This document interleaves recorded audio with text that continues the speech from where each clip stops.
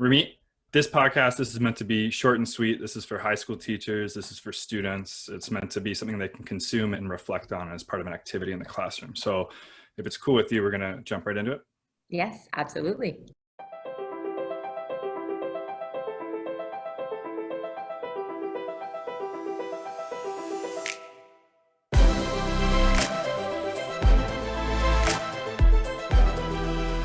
Okay. Now, I like to do the same thing at the very start of each and every one of these interviews where we ask the same question so we can keep kind of a bit of a running tally and produce a nice little report at the end of it with answers to the questions that our listeners want to know. It's also going to help set a bit of a tone for the rest of this interview. So if you're ready, pineapple on pizza, yes or no? Yes, absolutely. A good answer. You've already won our listeners over. So far, pineapple is in the lead, but we definitely have some divisive opinions. So, Rumeet, in the bio that I have, I may have written it, but it says that you're a superwoman, super mom, and can literally do anything you put your mind to. But I'm sure you may present yourself in a different way. So, just for everyone listening, who is Rumeet, and what do you do for work? Thank you so much for that, Damien. I am an entrepreneur. I'm an author, an educator, and a humanitarian. And so 17 years ago, I started my first business, but I came across a stat that businesses come and go. About 80% of small businesses come and go within the first 2 years. And so back then I realized, I have this business, I want to be able to give back. And so that's where the humanitarian piece kicks in, where we've done a lot of school building initiatives, book initiatives around the world. And I've been able to travel around the world and to teach. And so that's a little bit about who I am, and I appreciate your descriptors. Yeah, well, I'm going to link to the many websites that you have in our show notes for people to check out and learn a bit more about you. And as they're going to see, you've done so many things. You touched on a few of them.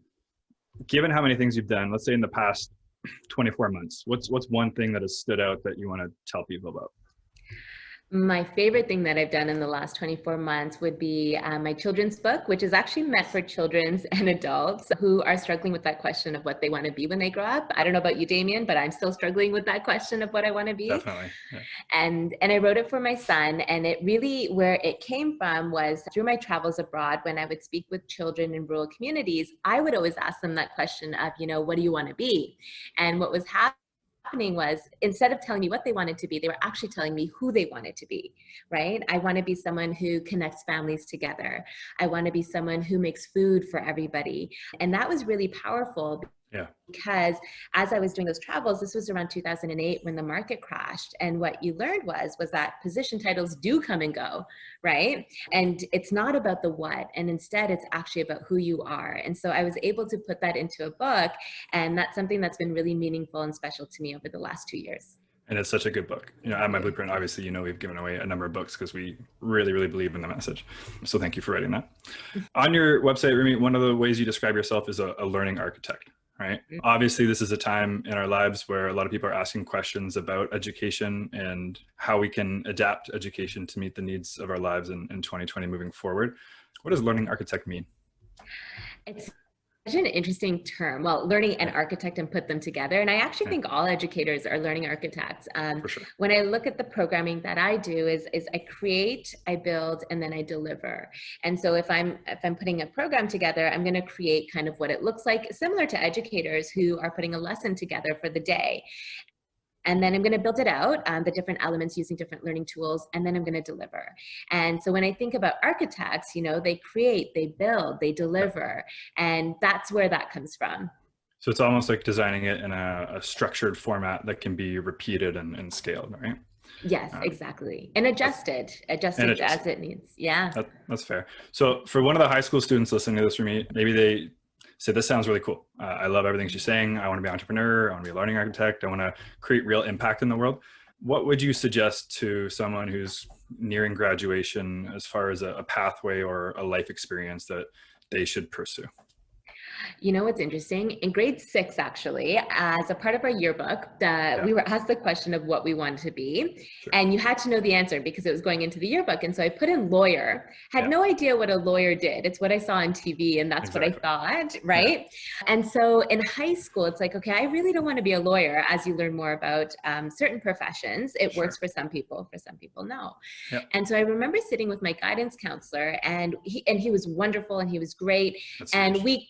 it was powerful. It was Yeah, powerful to have a really good guidance counselor. yeah. Now the thing though is we talked about, what my interests were, what I liked to do, and we came up with the field of human resources Okay. in secondary school. And so I built kind of where I wanted to go post secondary based off of that, of becoming a human resources professional. I actually didn't know that I could or actually would become an entrepreneur. Yeah, And one of my mentors, Damon, he shared with me, your career isn't going to be A to B and a straight line, right? There's going to be a lot of this that happens. And I wish I had learned that earlier. And for high school students, it's really knowing that, you may have a direction right now, and that's wonderful and that's great.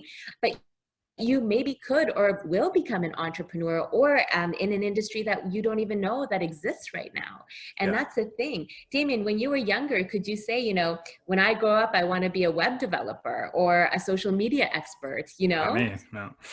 I know, and I'm dating myself because I Yeah, couldn't say that either. yeah, We actually didn't have a web, like the right. internet. And so knowing that things are changing and job titles are going to change, Yeah. and having again a direction is great, but being open to different experiences is really important. That's 100%. And I think it gets talked about a fair bit, the importance of having a mentor, but what I don't think is talked about enough is how you actually find that mentor. Do you remember in that particular case, you might have had several over the years, but as a high school student, how do you make that connection? I mean, connect with the adults in your life, for example, your teachers, even your parents or your guardians, friends or aunts and uncles, siblings, and make those connections. And again, what I learned really early on was not to connect with someone, again, I feel like, Damien, I'm repeating myself, but No? because of their position title, Yeah. right?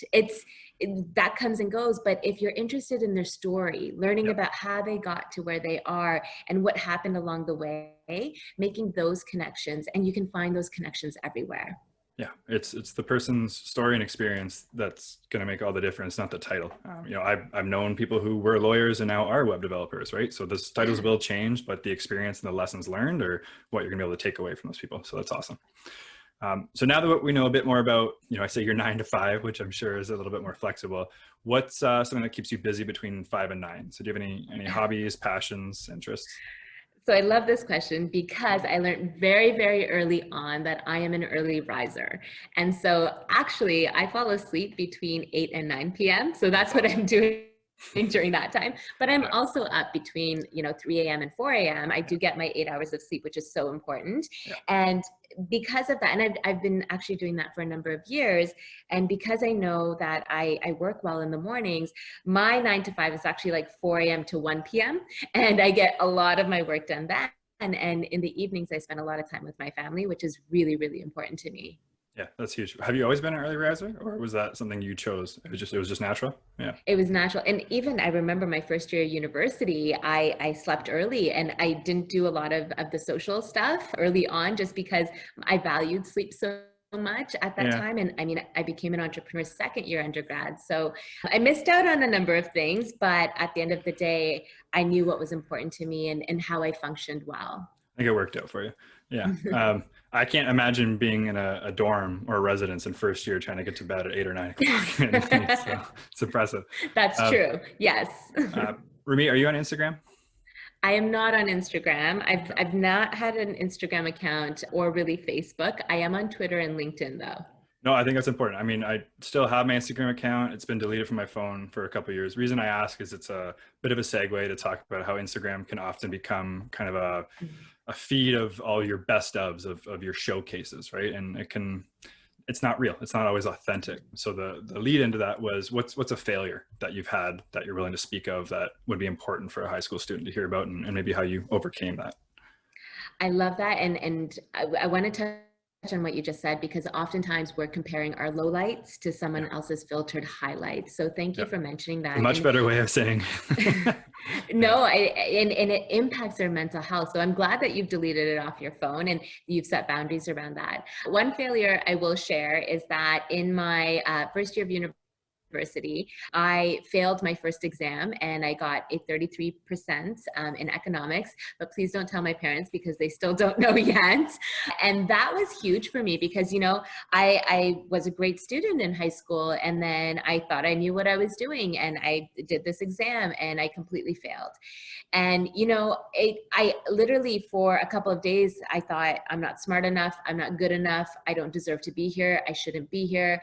And I needed to snap out of it. And I mean, I could have blamed the professor. I could have blamed the institution, but I needed to look internally because they weren't the ones to blame. And that really taught me early on that I needed to adjust my behaviors. So you know what? I pulled an all-nighter for that exam and I don't function like that. I need my sleep. And so I needed to rearrange my schedule to ensure that I'm studying at the appropriate times when I'm alert, when I know I'm on top of my game.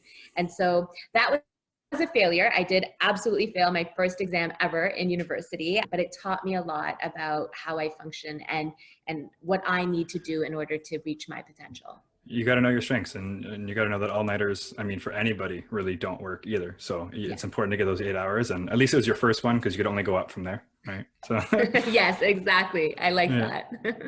Rumeet, you've obviously hired people before in your different roles. Let's say somebody applies for a job, exact same resume, exact same experience. What's something you've learned over the years to look for? Like what's a skill or a competency that's going to set one apart from the other? It really is. I want to see how important or how much they value giving back. Because, I mean, yes, we're a for-profit company, but giving back is a part of who we are and what we stand for. And so you may have two of the exact same resumes, but you can often tell who puts value on that piece, and that's integral. Okay. Is there an example of something somebody has done to show you how they give back? Is it just spending time volunteering with different organizations? Is it like what can a high school student do to show you that they care about their community? Such a good question. And I remember someone had said this to me years ago, and it's not just about volunteering at various different organizations. It's about understanding what is purposeful and meaningful to you and volunteering based on that. So for me, it's education, and that's where I spend my time. There are some people that volunteer at various organizations to collect the hours. And nothing against that. If that's what you do, that's what you do. For me, I want to see more of a clear idea of where it is you want to make an impact, but also more importantly, understand why that's meaningful to you, because that's what speaks to things like self-actualization and motivation. And it's so beneficial for the person doing it too, because if you find something that you're actually interested in, you're going to get the experience from that as well, right? It's essentially like doing a co-op or a work experience, but you're helping other people at the same time. Exactly. Cool. Rumeet, this little section we like to call strong opinions loosely held. So for me, I strongly believe that grades and tests, they do more harm than they do good. Do you have something you believe in that may be unpopular or that you just want to share with the world? I do. We so often hear this notion of follow your passion. And it's often said by many, many different people, and I actually disagree with it. And the reason I disagree with it is because passions change, and they should change. What you're passionate about today might be different 3 months from now, because we get exposed to different experiences, and those experiences enrich our perspectives, and our passion might change. And so I don't think it's about passion, and instead I think it's about purpose. Right? Understanding that. And again, being okay with the fact that passions can change and being open to different experiences to let that happen. So it might be a little bit of an unpopular opinion, but I strongly believe in that. I'm happy that you strongly believe in it. I'm happy that you brought it up, especially for the audience listening to this. You know, as a 16-year-old, I didn't know what my passion was. I still don't. I have things that I'm passionate about, but it's the journey that I enjoy, trying to discover those new things and find and align them with my purpose, right? So it's awesome. Exactly. Okay, so Rumeet, let's do some rapid fire questions. Okay, I'm ready. You can write anything on a billboard. Young and Dundas, everyone's going to see it. What are you writing? Time is your only currency. What do you mean by that? Oftentimes when we think about currency, it's about money, but really we don't put that much value on time. And what I believe is time is actually the only currency that we have, something that we can never get back. And so how we choose to spend our time, who we choose to spend it with really, really matters. And so I operate from that framework that time is our only currency. That's huge. It's probably one of the only things that no matter where you are in the world, it's equal to everybody, right? We all have 24 hours in a day, right? And then that makes me extra grateful that you had the time today to do this. So thank you. IQ, so intelligent quotient, or EQ, emotional quotient. You can only pick one. Oh, hands down, EQ. No question about it, EQ. Yeah. No one's picked IQ yet. I'm hoping that doesn't happen. Did you have a favorite class or maybe a favorite subject in high school? Despair can't, no, I'm just kidding. Business, actually, okay. Absolutely business. I remember activities that we did in there. I remember assignments. It was a great class and the teacher was fantastic. Okay, cool. But that wasn't what sparked, like the entrepreneurship thing came in second year of university. It was just business was interesting at the time. Yeah. Okay. Yes, it was the teacher. The teacher made the class interesting, but I never thought, oh, I'm going to get into business. I actually did not think I was going to get into that space. Yeah. But the class itself was memorable. Yeah, that makes all the difference. Maybe it was that teacher then. Did you have a favorite teacher growing up? He was great, but I'm actually going to share. There's a teacher as I'm a grown-up that I had, Dr. Catherine Jensen, who she's like a second mother to me. I will be her alibi. No, I will never ask her why she needs an alibi. I will, hands down, no questions asked, yes. She's a servant leader, one of the greatest people I've ever met who really cares about the progress of her students. She was my teacher in graduate school, and I still connect with her today. And I want to be like her. She's just such an amazing woman. That's an awesome answer and an awesome point for students listening to remember that you're lifelong learners. So learning never ends. You can always find a teacher no matter what stage of life you're at, which is awesome. Aside from your book, Rumeet, Who Do I Want to Become? What's a book that you wish maybe you would have read a little bit earlier, maybe before you turned 18? Oh, such a good question. Are you sure I can't pick my book? You can. Yeah. No, I'm kidding. I mean, there's so many. There's so many books I absolutely love. There's a book called Habits, The Power of Habits. Yeah. That was really powerful. And I think if I read that early on, it would have helped me earlier to understand how habits are formed and maybe have better habits earlier on versus later on. So I think that would be on the top of my list. And the second one would be Focus by Daniel Goleman. And even today, it's so important because we're distracted all the time. And so limiting those distractions, that would have been helpful early on. Those are huge. I can't agree more with the habits one. Atomic Habits is a book that I tell everybody about, similar vein. And you've talked a lot about essentialism, which is another great book that a lot of people should check out as well. Yes, agreed. So repeat and finish a sentence for me, Rumeet. Okay. If I was 18 again, I would. If I was 18 again, I would have told myself a lot of things, but I likely would not have listened. That's actually a really good answer. That's fair. Yeah. I'm in the same vein, 100%.